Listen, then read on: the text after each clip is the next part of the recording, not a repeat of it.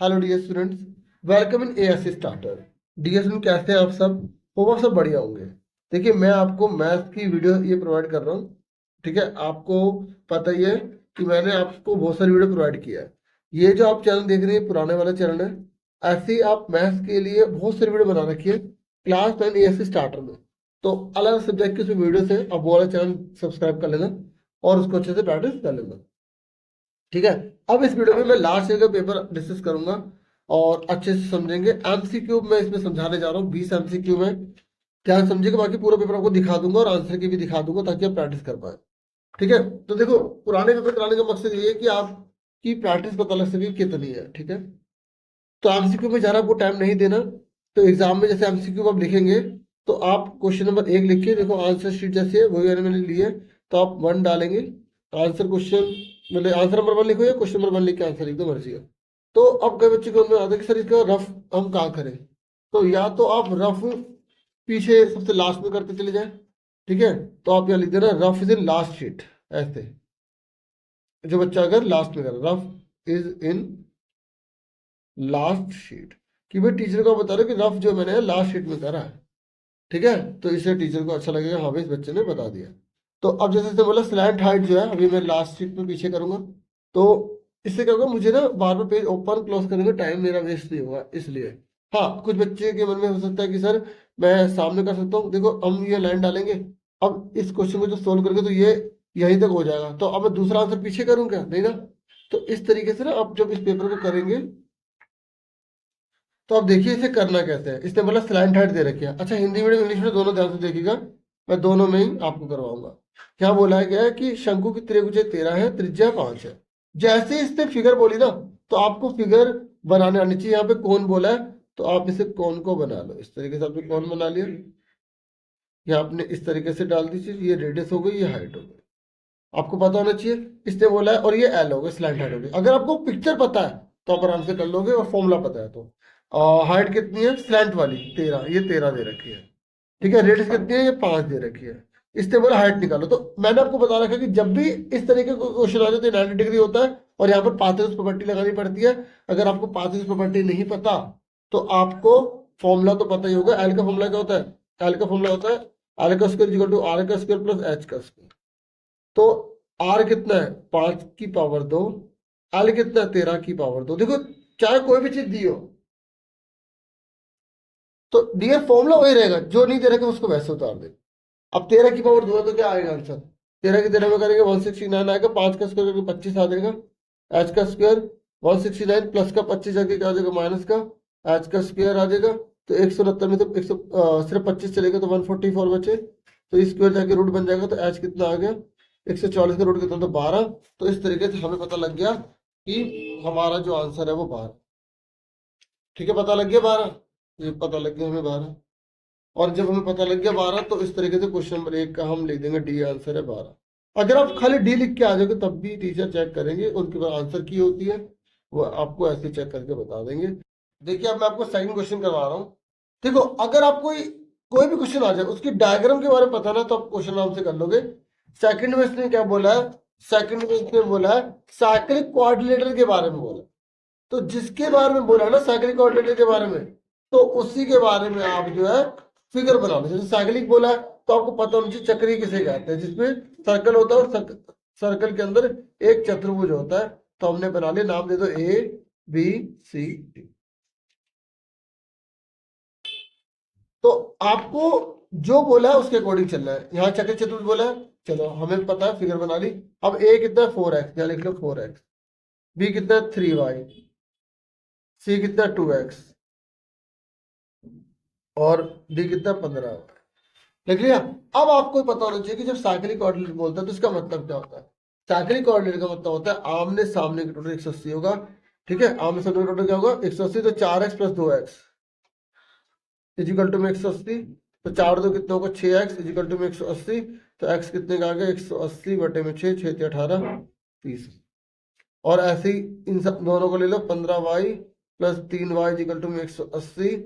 15 3 कितना होगा? 18y is equal to में 180। y कितना आ गया? 180 बटे में 18। देखो, मल्टीप्लाई वाला डिवाइड हो जाता है तो a 10 आ गया। तो हमारा x 10 और y हमारा सॉरी एक्स 30 और वाई हमारा 10 आ गया। अब चेक कर लो किसमें है, एक्स 30 वाई 10, ये रहा। तो हमारा बी आंसर आ गया। देख लो कैसे कैसे क्वेश्चन आए हैं। आप ये मत सोचना कि बहुत आपको ऐसे क्वेश्चन देंगे कि आप फटाफट नंबर ले आओ। तो हमारा दूसरे का आंसर जो है वो क्या आ गया, हमारा बी आंसर आ गया। ठीक है, इतना भी लिख दोगे तो बहुत। अब थर्ड पे आ जाओ। थर्ड पे देखो, थर्ड पे क्या है, कह रहा है इनमें से कौन सा बहुपद नहीं है। देखो ये कह रहा है, और एक बात बताऊं, जैसे पेपर जैसे देखो ना, जो फटाफट आपको आते हो पहले वो करना है, ये अच्छे से आता है फटाफट कर दो, ये कंफ्यूज होने छोड़ दो, जो जो पहले आ रहा है करते चले जाओ। ठीक है, और यहाँ पर उसके लिए स्पेस छोड़ देना 20 तक के एमसीक्यू। ठीक है, अगर आपको टाइम बचाना है। और ये नहीं है कि मैंने जैसे बोला कि आप बैक साइड पे करना है तो बैक साइड कहीं भी करो, आपके इसके नंबर है, टीचर पीछे देखेगा मैंने रफ करा है नहीं करा। मेरी बात सुन लो, चलो। अब देखो ये कह रहा है कौन सा पॉलिनोमियल नहीं है, ये तो है। ये कौन सा पॉलिनोमियल है, इसका नाम होता है कांस्टेंट पॉलिनोमियल। पता है क्यों बता रहा हूँ, ताकि अगर एग्जाम में आपकी बात ये आपसे पूछ ले तो आप बता तो दोगे। जहां भी गिनती है तो उसे कांस्टेंट पॉलिनोमियल बोलते हैं, अचर बहुपद बोलते हैं। और यहाँ पर पावर 3 है, 2 है, ये जब पावर होल नंबर होती है तो उसे हम बहुपद कहते हैं। तो ये भी वेरिएबल है। ठीक है, और ये बटे में आ गया। जब कोई वेरिएबल बटे में आ जाता है तो बोलेंगे वो वेरिएबल तो है लेकिन पॉलिनोमियल नहीं है। तो इसका आंसर सी आ गया। तो देखो इसको तो हमें रफ भी नहीं करना पड़ा। तो अब हम इसका रफ नहीं करेंगे तो टीचर नंबर काट देंगे क्या? जिसमें रफ होगा उसी में तो करेंगे। ये आ गया। अब आपको सर आपने इसमें तो आंसर लिखा, इसमें लिखा नहीं, वो तो कह रहा हमारी मर्जी है ना, हम लिखे हैं ना लिखी। फोर देखो ये कह रहा है इसको सॉल्व करो। सॉल्व करो, देखो ये क्या है इसमें, 7 की पावर 5 है। कुछ क्वेश्चन तो ऐसे आएंगे कि जैसे दूध की तरह। ठीक है, ये आ गया सफेद, बिल्कुल ये दे रखा है। अब बताओ बेस सेम है तो पावर क्या होगी, बेस सेम है तो पावर जुड़ जाएगी ना। तो प्लस माइनस क्या होता है, माइनस होता है। तो कितना आ गया, -3। और जब माइनस होता है तो ये रिवर्स हो जाता है। और इसको 3 बार लिख लेंगे, 1/7 मल्टीप्लाई 1/7 मल्टीप्लाई 1/7। तो 1 1 जा 1 7 7 7 कितना होगा, 343 होगा। देखो 7 7 49 49 7 343। अरे इन्होंने तो आगे सॉल्व ही नहीं करा था। देख लो इन्होंने ज्यादा सॉल्व नहीं करा था तो इन्होंने यहीं पर छोड़ दिया। मैंने तो इसलिए समझा दिया कि अगर कल को एग्जाम में कुछ और आ जाए या इससे आगे लिखने को आ जाए तो हम कर तो देंगे। तो बी का कितना आ गया, 7 की पावर -3। फिफ्थ क्वेश्चन देखो, ये कह रहा है एक लीनियर इक्वेशन है, उसमें 2 वेरिएबल है, तो ये लीनियर इक्वेशन कब होगी वैलिड। देखो लीनियर इक्वेशन जैसे ये दे रखे ax by + c, पता लीनियर इक्वेशन 2 वेरिएबल वाले किसे कहते हैं, जिसमें x और y दोनों हो। और x और y कब होंगे, जब a और b 0 ना हो। तो लीनियर इक्वेशन तभी होगी जब a भी 0 ना हो और b भी 0 ना हो। जिसे अक्सर बच्चे छोड़ देते हैं ना, वही एग्जाम में दे दिया गया था। तो यहाँ पर कौन सा आंसर है हमारा, ये वाला। तो इसमें भी हमें रफ वर्क थोड़ी करना पड़ा, वो तो मैंने आपको समझाया है। देख लो a ≠ 0, b ≠ 0। क्वेश्चन नंबर 6, मैंने मैथ्स की बहुत सारी वीडियो बनाई है। आप क्लास में नहीं ऐसे स्टार्टर वाले चैनल पे जाओगे ना, पुरानी वीडियो देखते रहो जितनी देख सकते हो। पेपर देखो, मिड टर्म के, पार्ट टर्म के सारे देखो, अगर आपको अच्छा स्कोर करना है। एक अगर सी जो है वो मिड पॉइंट है ए बी का, बना लो। देखो रफ में आएंगे, सी जो है ए बी का मिड पॉइंट है, बिल्कुल बीच में है सी। मिड पॉइंट मतलब होता है बीच में, है ना। हिंदी में क्या बोलते हैं, मध्य बिंदु। ठीक है, देखो सी ए बी का मध्य बिंदु है तथा सी बी का मध्य बिंदु डी है, यानी कि इस सी बी का मध्य बिंदु डी है। देख लो, जैसे तुम्हारे पास 100 रुपए थे, कितने रुपए थे, 100 रुपए, आधे थे बांट लिए 50 50। और फिर जब सीबी का 50 रुपए थे तो इनकी एक औलाद है, तो उन दोनों ने आपस में बांट लिए, 2 औलाद, जैसे मर्जी आप समझना चाहो। तो पूरे 50 में कितने बचे, 25 25 बचे। अब क्वेश्चन को समझ गए। अब जो मैंने आपको समझाया था ना, पूरा 100 रुपए, तो आधा 50 हो गया, 50 हो गया, ये 25 25 हो गया। अब इसको देखकर इसको चेक करते, वेरीफाई करते हैं ठीक है गलत है। देखो एसी कितना है, 50, यहाँ लिख लो हल्का सा 50 लिख लिया। सीडी कितना है, 25, 25 का डबल कितना हो गया, 2 50, तो 50 50 100। क्या ए बी 100 है, ए बी 100 है ना। तो ये पहला वाला ठीक है हमारा आंसर। ठीक है, तो ऐसा कोई क्वेश्चन है ना तो एक नंबर सोच लो। अब ये चेक करते गलत क्यों है। ए बी कितना है हमारा, 100 रुपये माना है, हाँ। और सी डी कितना है, 25, तो 100 में से 25 के बचे 75। ए सी कितना है,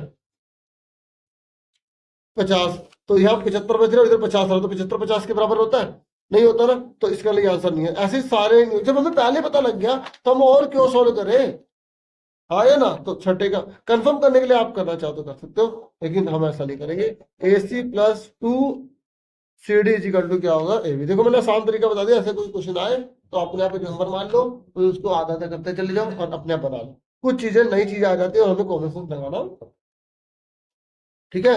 अब इसको 7वां क्वेश्चन देख लो। ये कह रहा है, देखो कितना आसान दिया है, तीनों साइड दे दी, कह रहा है अर्ध परिमाप कितना होगा, ये कह रहा है सेमी पैरामीटर कितना होगा। तो सेमी पैरामीटर का फॉर्मूला क्या होता है, तीनों को जोड़ के आधा कर दो, हाँ है ना। अब जिस बच्चे को ऐसे निकालना नहीं आता तो भैया बड़ी गलत बात है ना। आप मेरी सारी वीडियो देखो और झूम जाओ उसमें, ठीक है, खो जाओ उसमें, इतना ही मत करो, अपना भी ध्यान रखो, ठीक है। ये देखो जोड़ो इनको, 22 18 और 26, 8 और 10 10 6 16, 2 4 5 6, 66 का आधा कर दो, कितना हो गया 33। तो 33 का है, देख लो इसने सेमी पैरामीटर बोला, आधा परिमाप, पूरा बोलता तो 66 दे देते। क्वेश्चन ध्यान से पढ़ना, तुम्हारे कदमों में जीत रखी है, पढ़ो ऐसा बनो वैसा, जिससे नाम हो जाए, तरक्की हो जाए, जीवन में हम आगे बढ़ जाए। अब देखो कौन से बहुपद 1 0 2 है, बताओ किसमें 1 0 का आएगा 2, बताओ। पता है अगर आपको समझ आ रहा है, कह रहे कौन सा ऐसा पॉलिनोमियल जिसमें 0 2 आए, अगर 0 कभी भी देख लो तो उस नंबर को पुट कर लो, जो 0 ला दे, 0 में 0 ला दे, पढ़ाई में मजा ला दे। अब देखो यहाँ x के ऊपर 2 रख दो, अब मतलब x की जगह 2 रख दो, तो 2 दूनी 4, 4 और 2 6 होता है, तो ये तो होगा नहीं, 2 में से 2 का 0, ये आ गया आंसर। और पहली बार से बोला भी था कि एज इट 0, यहाँ पे देखो एक हिंदी में लिखा है एक, और एक लिखा है तो पावर 2 तो चलेगी नहीं, क्योंकि पावर 2 जिसमें होते हैं उसमें तो 2 निकलते हैं। जब पावर 2 होगी तो 2 शून्य निकलेंगे, पावर 3 होगी तो 3 निकलेंगे, ठीक है। चलो तो इस तरीके से आंसर क्या आ गया, 0 का आंसर 0, यहाँ पे x से 2 लिखेंगे तो 0 आएगा, तो आंसर क्या गया B। तो इस तरीके से हमारा 7वें क्वेश्चन का क्या आंसर था, C था। 8वें क्वेश्चन का क्या है हमारा, B है। क्वेश्चन नंबर 9वें का देखो, ये कह रहा है राइट ट्राइंगल, ओहो राइट ट्राइंगल, वाह क्या बात है, राइट ट्राइंगल ABC। पर हमें कैसे पता चलेगा कि हम जब राइट ट्रायंगल बनाते हैं तो मुझे A कहाँ लिखना है, B कहाँ लिखना है, C कहाँ लिखना है, बात तो सही है। हमें कैसे पता चलेगा, पता लगेगा AB = BC। ये देखो दोनों में कौन सा अल्फाबेट कॉमन है, BB, तो B को बीच में लिख देंगे और A इधर लिख देंगे, C इधर लिख देंगे। कैसा लगा, समझ में आ गई। जो दोनों में को अब इसने बोला है समकोण है, तो हमें पता लग गया ये 90 डिग्री है और ये दोनों बराबर हैं, तो ये कह रहा है एंगल ए कितने का होगा। अब मुझे बताओ एक ट्रायंगल का टोटल कितना होता है, अगर आप ये नहीं बता पाओगे ना तो फिर क्या बताओगे। एक ट्रायंगल का टोटल 180 होता है, 90 रुपए तो इसने ले लिए बी ने, तो बचे कितने 90, बी मतलब बॉस मान लो, 90 रुपए बॉस ने ले लिया। अब ये इक्वल लगा है, और जब साइड इक्वल होते तो एंगल इक्वल होते तो आधा आधा बांट लेंगे, तो बचे कितने थे 90, तो 90 को आधा आधा बांटेंगे, कितने बचे 45 45, तो आंसर कितना आ गया हमारा 45 आ गया। ए पहला आंसर है, ठीक है। तो हमारा 9वें क्वेश्चन का क्या आंसर आ गया, ए आ गया 45। अभी कह रहे if only one pair of opposite side of quadrilateral is parallel then that quadrilateral is. देखो एक क्वेश्चन ऐसा भी आएगा जिसमें आपसे चतुर्भुज का प्रकार पूछेगा, ये 8वीं का क्वेश्चन है। वैसे ये कह रहा है कि यदि किसी चतुर्भुज की सम्मुख भुजाओं का केवल एक जोड़ा पैरेलल होता है तो उसको क्या बोलते हैं। देखो अगर जिसमें एक ही पैरेलल होता है तो उसको हम बोलते हैं ट्रेपीजियम। क्या बोलते हैं, ट्रेपीजियम। क्या बोलते हैं, समलंब।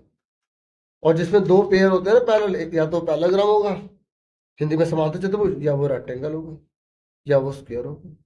स्क्वायर में हर साइड बराबर होती है, हर एंगल 90 90 होता है। रेक्टेंगल में हर एंगल 90 90 होता है, साइड बराबर होती है। पैराग्राम में 90 90 नहीं होता, आमने सामने के एंगल बराबर होते हैं। तो आपको स्क्वायर मतलब वर्ग, रेक्टेंगल मतलब आयत, और पैराग्राम मतलब समांतर चतुर्भुज, ये आपको पता होना चाहिए, ठीक है। तो आंसर क्या आ गया, समलंब। ठीक है। रोमस किसे कहते हैं, आपको रोमस भी बता दो आप। तो रोमस मतलब समचतुर्भुज, जिसमें चारों एंगल बराबर है नहीं, हमें ये तो नहीं, लेकिन चारों साइड इसके बराबर हो, और जो डायगोनल होती है एक दूसरे को 90 डिग्री पे काटती है। ठीक है, 90 डिग्री पे काटती है, याद रखना, क्योंकि हो सकता है आपसे ये वाला पूछ रहे हैं। आपको सारे क्वाड्रेटर जो है ना उसकी प्रॉपर्टीज पता होनी चाहिए। देखो याद आपको ही रखना पड़ेगा, पड़ोसी याद नहीं रखेंगे, अगर वो याद रखेंगे तो उनके नंबर आएंगे। ठीक है, अपने हाथ मजबूत करके चलो। अब आ जाओ 11वां क्वेश्चन। ये कह रहा है कि आपको ए बी और सी डी में रिलेशन बताना है। ए बी और सी डी में जब तक हमें वैल्यू नहीं पता होगी हम कैसे रिलेशन पता लगाएंगे। तो देखो मैं आपको बता दूं, हम रिलेशन बता देंगे इसमें। देखो हमने ना 9 तक कर लिए थे, तो 10 वाले को मैंने लिखा नहीं, तो हम उसको अगले शीट पे लिख लेंगे। ठीक है, अब क्या बच्चे लाइन डाल के इधर लिख देते हैं, मेरा मानना है ठीक नहीं है। ठीक है ना, क्योंकि इधर की तरफ होनी चाहिए, उधर रफ की कैटेगरी में गिना जाता है। तो 10 बार डाल के, अब उस आप तो इतना बड़ा बड़ा लिख रहे हैं। हाँ हाँ मैं लिख रहा हूँ, आप आराम से छोटी जैसी राइटिंग जैसी है लिखना, लेकिन एक क्वेश्चन के बाद 2 लाइन छोड़ देना या 1 लाइन छोड़ देना। ठीक है, मतलब नजर आना चाहिए कि आप अलग कर रहे हैं, क्योंकि टीचर के तो टाइम तो जल्दी से चेक करना होता है। ठीक है, करते हैं वैसे आराम से ही करते हैं, लेकिन कई बार ऐसा हो जाता है ना, इसलिए तो आपको भी नंबर लेने आना चाहिए। ठीक है ना, ये दे रखा है, तो आप कैसे करेंगे।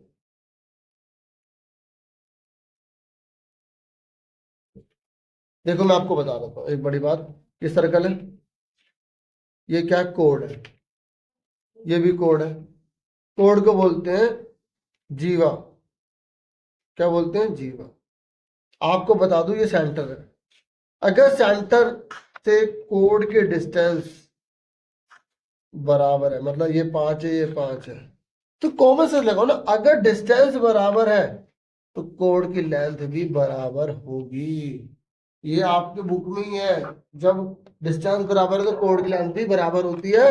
तो आप समझ गए, अगर दोनों बराबर है डिस्टेंस, तो दोनों जो कोड इनके जीवा बराबर होगी, तो आंसर क्या आ गया इसका, सी आ। तो ए बी बराबर क्या आ गया, सी डी आ गया। क्लियर हो गया, समझ में आ गई, ज्यादा सोचना नहीं था इसमें। 12 क्वेश्चन देखो, कंसेप्ट बेस आए क्वेश्चन इस बार। ये कह रहा है सप्लीमेंट्री एंगल्स जो है ना, मतलब पिछली बार सप्लीमेंट्री जो एंगल है वो 2:3 में है, तो बड़ा एंगल बताओ। अगर आपको कंसेप्ट पता है कि सप्लीमेंट्री किसे कहते हैं, संपूरक किसे कहते हैं, तभी तो आप करोगे।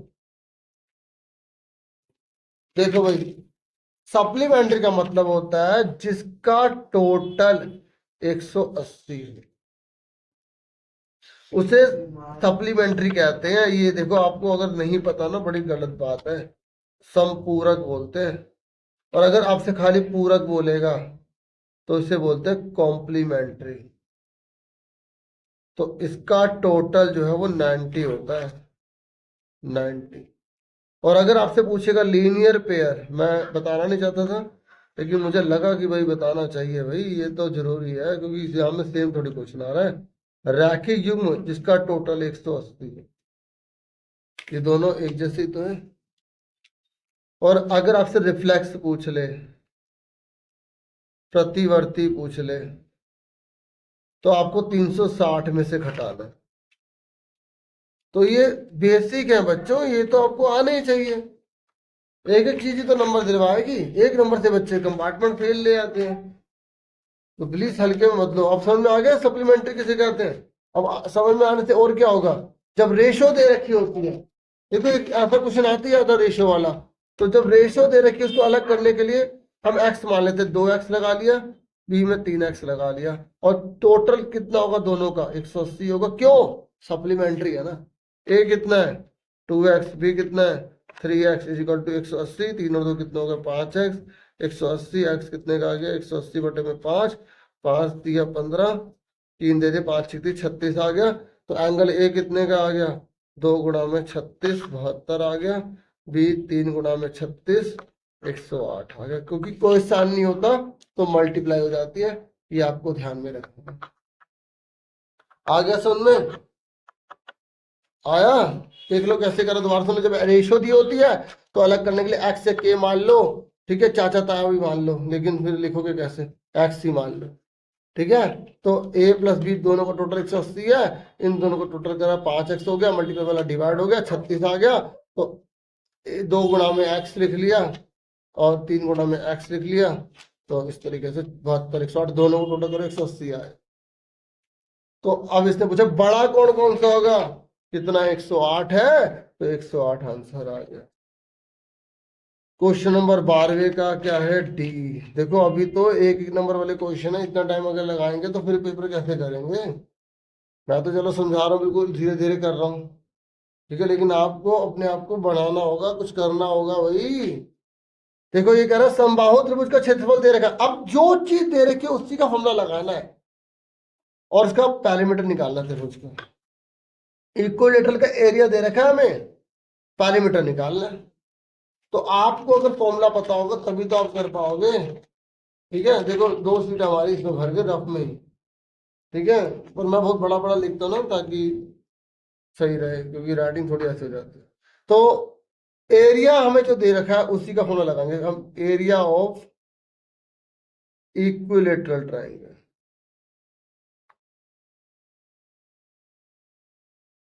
ठीक है, आपके लिए पूरा लिख रहा हूं, समबाहु त्रिभुज का क्षेत्रफल क्या होता है। भाई अगर फॉर्मूले याद नहीं है तो मैंने फॉर्मूले की वीडियो बना रखी है, आप उसे देखो करो, मैंने बहुत मेहनत से बनाई है, समझाया है। आप फॉर्मूला ASC स्टार्टर लिखो, क्लास 9 लिखो, आपको वीडियो मिलेगी। फायदा उठाइए बच्चों, फायदा उठाइए। अब जब हमें आंसर दिया था बेटा, आंसर या बेटी, आंसर सामने लिखेंगे और फॉर्मूला नीचे लिखेंगे। बताओ एरिया ऑफ इक्विलेटरल ट्रायंगल क्या होता है, होता है √3/4 भुजा या इंग्लिश में साइड की पावर 2 इजिकल टू 16√3। तो साइड की पावर जो है 2 है, 16√3, ये √3/4 है, इधर जाके 4/√3 बन जाए, √3 से √3 कट गया, तो 16 गुणा में 4, इसके टुकड़े कर लो। 16 का क्या होता है, 2 दूनी 4 दूनी 8 दूनी 16, 4 के टुकड़े करो, 2 दूनी 4, इसके वजह जाके रूट बन जाएगा, 2 2 में से 1 बाहर आ गया, 2 2 में से 1 बाहर आ गया, 2 2 में से 1 बाहर आ गया, तो 2 दूनी 4 दूनी 8, 8 आ गई साइड। तो ये ट्राइंगल है ना, हमारी एक साइड 8 आई, ये भी 8 है, ये भी 8 आई, तो तीनों का जो टोटल है वो क्या होता है, पैरामीटर होता है। तो 8 × 3 कितना हो गया, 24 हो, ठीक है, 8 × 3 = 24 आ गया।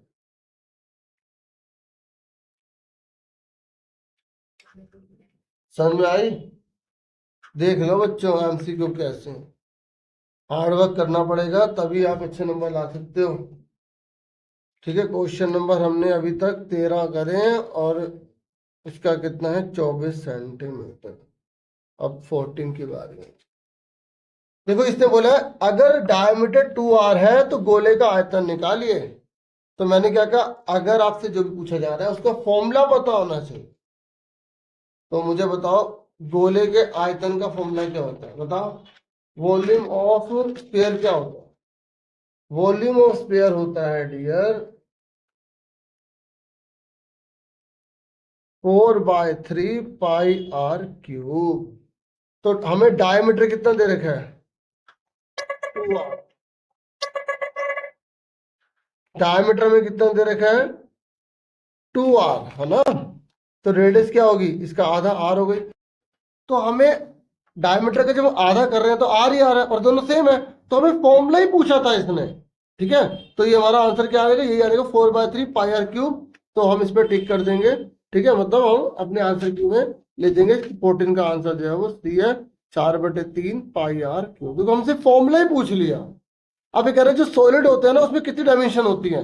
देखो जो सॉलिड होते हैं ना वो 3D शेप होते हैं, तो इसलिए उसमें 3 डायमेंशन होते हैं। कितनी होती है, 3। जो रेक्टेंगल बनाते हैं वगैरह वगैरह, रेक्टेंगल हो गया, सर्कल हो गया, स्क्वायर हो गया, तो वहां पे 2D होता है, ठीक है। तो ये तो बहुत आसान क्वेश्चन था, पर आसान तभी है ना डियर जब हमें उसकी नॉलेज हो, नहीं तो फिर तो मुश्किल ही है। 16 क्वेश्चन देखो, ये कह रहा है कि 1 - 2 इनमें से किसका सॉल्यूशन है। तो हमें इन सब में 1 - 2 पुट करके देखना है, जिसमें 0 आ जाएगा उसका सॉल्यूशन है, ठीक है। तो हम फटाफट ये कर लेते हैं। देखो जैसे 4, अब मैं एक एक क्वेश्चन उतारूं तो इससे टाइम जाता है, आपको माइंड में करना आना चाहिए। देखो x की जगह 1 लिखना है, x की जगह 1 लिखना है, और y की जगह क्या लिखना है आपको, -2 लिखना है। अब देखो 4 एकम 4, माइनस माइनस प्लस, 3 दूनी 6, माइनस का 10, तो 6 4 10, 10 10 में से देखो 0 बराबर 0, तो पहले ही आंसर आ गया हमारा। तो हमारा आंसर क्या गया, मैं और क्यों सॉल्व करूं भाई, जो मेरा पहले ही में आ गया। पर ये मत सोचना हर बार कि हमने पहले भी क्वेश्चन कर उसमें पहले ही में आ गया था, इसमें पहले ही में आ जाएगा तो ऐसा ही होगा, नहीं भाई नहीं। आपको ए से सारे करने पड़ेंगे, एक में नहीं आ रहा। पर यह आपको कॉन्फिडेंस होना चाहिए, आपको सही से पुट करना आना चाहिए, आपको पता होना चाहिए कि माइनस माइनस जैसे प्लस हो जाता है, क्योंकि ब्रैकेट है ना तो मल्टीप्लाई होता है, कट जाता है, ये पता होना चाहिए। अब ये कह रहा है कि इनमें से बार ग्राफ कौन सा है जो अलग अलग होता है, तो ये 17 का क्या क्या एक, मैंने कह रहा हूँ कुछ क्वेश्चन तो ईजी होंगे, तो बच्चे ना बीच में से एकदम टफ क्वेश्चन फिर ईजी, तो कॉन्फिडेंस खराब हो जाता है। तो इसलिए कह रहा हूँ ना, जो आपको आता है वो उसके आगे आंसर लिख देना, बाकी खाली छोड़ देना, ठीक है ना। इसलिए पहले जो अच्छे से आता है वो करना, ताकि कॉन्फिडेंस बना रहे, क्योंकि एक बार कॉन्फिडेंस लूज हो गया ना एग्जाम के टाइम पे या पेपर करते हुए तो बड़ी दिक्कत हो जाएगी, क्योंकि बच्चा पूरा अटेम्प्ट कर देता है ना, वही पास हो जाता है, ठीक है, करता रहता करता रहता है। अब देखो इसने वैल्यू निकालने के लिए बोला है, देखो इसने 18 क्वेश्चन में इसको निकालने के लिए कहा है, तो यहाँ 4 है, यहाँ रूट इस पे लगा हुआ 3 वाला, और यहाँ 16 है, और यहाँ रूट लगा हुआ है 3 वाला। तो पता है जब यहाँ 3 लिखा होता है तो क्या करते हैं, 4 लिखा, ये हो जाएगा 1/3, मल्टीप्लाई 16 लिखा है तो इसके ऊपर हो जाएगा 1/3। समझ में आ गई। अब क्योंकि दोनों की पावर सेम है, और जब पावर सेम होती है तो बेस की मल्टीप्लाई हो जाती है। अब ये अंदर वाले की आप क्या कर लो, एलसीएम ले लो, मतलब प्राइम फैक्टर। 16 का क्या होता है, 2 दूनी 4 दूनी 8 दूनी 16, और 4 का क्या होता है 2 2 जा 4, और ऊपर क्या 1/3 है, तो 1 2 3 4 5 6, तो 2 के ऊपर कितना है 6, मल्टीप्लाई में कितना 1/3, तो 3 दूनी 6, 2 के ऊपर कितना आ गया 2, तो 2 दूनी 4, ठीक है। देख लो कितना इसमें टाइम कंज्यूमिंग क्वेश्चन था, ठीक है। और देखो कैसा क्वेश्चन दिया गया है। अब आ जाओ एसेशन रीजन वाला, तो ये कह रहा है एबीसीडी एक वर्ग है। क्या है एबीसीडी, एक वर्ग है, मतलब स्क्वायर है इस तरीके से, ए बी सी डी। इसने आगे क्या बोला है, कह रहा है ए सी और बी डी ओ पर प्रतिच्छेद करते हैं, ए ओ बी का माप 90 डिग्री है, इंग्लिश में पढ़ सकते हैं, ए सी और बी डी काट रहे हैं, और ए ओ बी 90 का है, ए इसे ओ नाम दिया, बी ये 90 का। आपको पता ना स्क्वायर में हर एंगल 90 डिग्री का होता है, पता है ना। तो ये कह रहा है आगे, अच्छा ये बोल रहा है सेक्शन की अगर एक दूसरे को काटते तो 90 होते, तो ये ट्रू है, हमें पता ही है कि हर एंगल 90 का होता है, ये कह रहा है 90 का होगा, हमें पता है, ठीक है। ये कह रहा है डायगोनल जो होते हैं स्क्वायर की वो बाइसेक्ट करते हैं 90 डिग्री पे, ये भी ठीक है। जब ये वाली बात ऊपर वाले के लिए लिखी है, जब दोनों ठीक होती हैं, और ये नीचे वाली बात ऊपर वाले के लिए लिखी होती है, तो हम ए पर टिक कर देते हैं, इसलिए इसका आंसर हमारा क्या आ जाएगा, ये आ जाएगा। फिर नेक्स्ट है, ये कह रहा है यदि किसी त्रिभुज की भुजाएं 6 11 और 23 हैं तो एस का मान 40 निकलेगा। चेक कर लेते हैं, देखो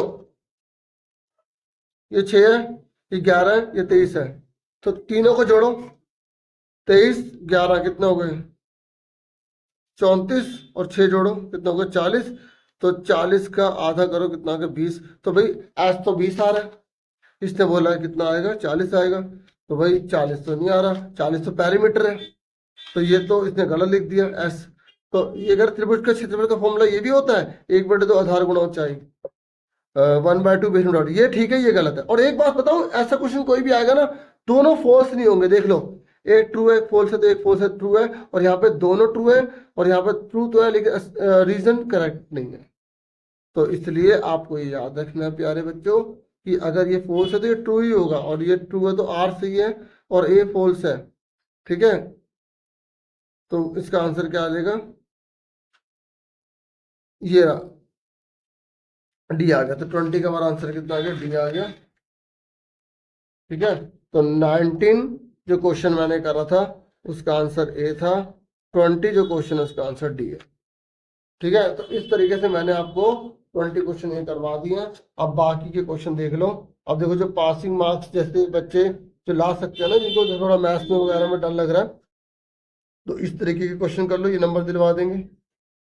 5वें चैप्टर की यहाँ पे छोड़ के रखे हैं, तो जैसे लाइन सेगमेंट आया है, ठीक है, तो आप पैरेलल किसे कहते हैं, परपेंडिकुलर किसे कहते हैं, लंब किसे कहते हैं, वो कर लो। रेक्टेंगल वाला क्वेश्चन 2 नंबर आपको दिलवा देगा, यहाँ पे वो दे देगा, जैसे हिस्टोग्राम है बार ग्राफ दे देगा, तो 2 नंबर ये आपके हो जाएंगे। अगर आप ये फॉर्मूले वाला कर सकते हो तो कर लेना, अगर कौन वगैरह के फॉर्मूले पता है तो कर लेना, फिर तो इसको आप देख लो।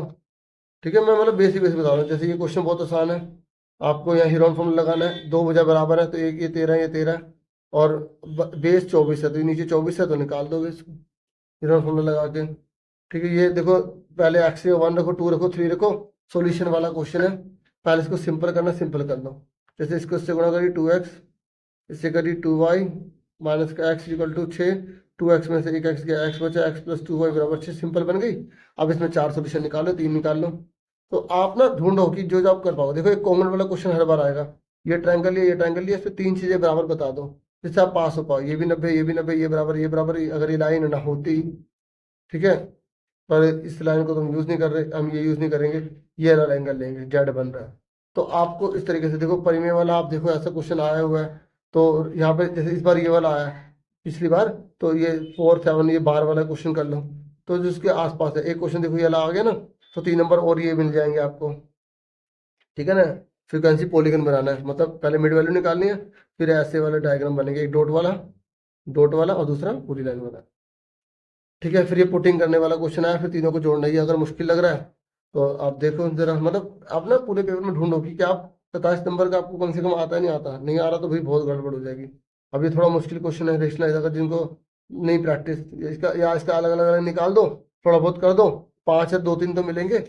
ठीक है, अब ये वाला क्वेश्चन है ना, तो देखो इसमें सारे फॉर्मूले पता होंगे। जैसे एक ट्रायंगल रोड 180 होता है ना, तो ये 7 70 का 60 का है, तो ये 50 का होगा। और ये देखो ये क्या बन रहा है, साइक्लिक बन रहा है, आपको फिगर ढूंढनी पड़ेगी फिगर। तो आमने सामने टोटल 180 होता है, 70 का तो 110 का होगा, ये 60 का तो कितने का 120 का होगा। अब एक ट्रायंगल टोटल कितना होता है, 180 होता है, 110 से 60 है तो कितना बचा, 10 का बचा। इस तरीके से आपको थोड़ा थोड़ा दिमाग लगा के क्वेश्चन करने होंगे। ये क्वेश्चन बुक का ही है, तो ये बहुत बार रिपीट हुआ, 5 नंबर में दे दिया। तो अब सेकेंड चैप्टर में 5 6 क्वेश्चन जो रटे हुए होते हैं ना, वो आप अच्छे से कर लो। जैसे ये दे रखा है और 2 3 और दे रखे हैं, उसमें से आप देखोगे ना, तो लास्ट एक्सरसाइज है, पूरी कर लो, एक क्वेश्चन रिपीट आते ही आता है। ठीक है, ये देखो ये क्वेश्चन है, बाकी मैं नहीं कह रहा आते हैं तो इस बार नहीं आता, आप मुझे बोलने लग जाओ, आपकी तैयारी अच्छी होनी चाहिए। बाकी जहाँ तक देखा है तो रिपीटेड हुआ हुआ क्वेश्चन बहुत बार। ठीक है, अब एक लाइन का टोटल 180 है, उसका पैटर्न फॉलो करके आपको करना, रेशियो वाला दे रखा है, और जब रेशियो दे रखा तो ये होगा 2x, ये होगा 3x, टोटल 180 होता है, तो 5 3 और 2 5, x प्लस 80 बराबर 180। तो 180 में से 80 घटा दिए, 100 बचे, 100 का आधा कर दिया, 100 को 5 से भाग कर देंगे, 20 आ जाएगा। अभी 20 आ गया तो पुट कर दो। अब एक लाइन टोटल 180 हो तो इससे कर लो। ठीक है, फिर ये केस स्टडी है, देखो केस स्टडी बच्चे छोड़ देते हैं, क्योंकि केस स्टडी नंबर दिलवाती है, इजी होती है केस स्टडी, मुश्किल नहीं होती। ठीक है, तो अभी केस स्टडी के 2 3 क्वेश्चन की अलग से वीडियो ले आऊंगा मैं। ठीक है ना, तो अब ये देख लो, कॉन्गन वाला बिल्कुल मत छोड़ना, कॉन्गन आपको पास करवा देगा, 3 चीजें बराबर बताओ, आंसर पाओ। ठीक है, और ये फिगर वाला जो है आपको नंबर दिलवाएगा, जैसे सी की पॉइंट की वैल्यू पूछ रहा है, सी की, तो एक्स का 7 है, वाई का कितना है 2, तो पहले एक्स होता है फिर वाई होता है, इस बात का ध्यान रखना। एक्स वाले को भुज कहते हैं, वाई वाले को कोटी बोलते हैं, इसको इंग्लिश में एब्सिसा कहते हैं। आपको सर अभी तो आप धीरे धीरे समझा रहे थे, अब ना थोड़ा समरी में बता रहा हूँ, ठीक है, ऑर्डिनेट हो गया। तो बाकी आप देखो क्वेश्चन कैसे कैसे हैं। ठीक है, इनकी तैयारी करो, ये बहुत इंपॉर्टेंट क्वेश्चन है, डिस्टेंस वाला क्वेश्चन एमसीक्यू में देता, अगर केस स्टडी में नहीं देता तो। यही था पेपर, और मुझे पूरी उम्मीद है वीडियो आपके लिए हेल्पफुल होगी। और मैं विश्वास से कह सकता हूँ, अगर आपने क्लास 9 ऐसे स्टार्टर चैनल की बहुत सारी वीडियो देख ली पुराने पिछले साल की, और मैं उन्हीं को दोबारा रिपीट भी करूंगा और भी अपलोड करूंगा, दोबारा डाल दूंगा, लेकिन आप उसके भरोसे मत रहो ना, आप पहले से तैयारी कर लो, आप बहुत अच्छे नंबर से पास हो जाओगे। और मेरी तरफ से ऑल द बेस्ट। फॉर्मूले वाली वीडियो देख के प्लीज उसको अच्छे से तैयारी कर लो। चलो ठीक है बच्चों, बाय, अपना पूरा पूरा ख्याल रखें, टेक केयर स्टूडेंट्स।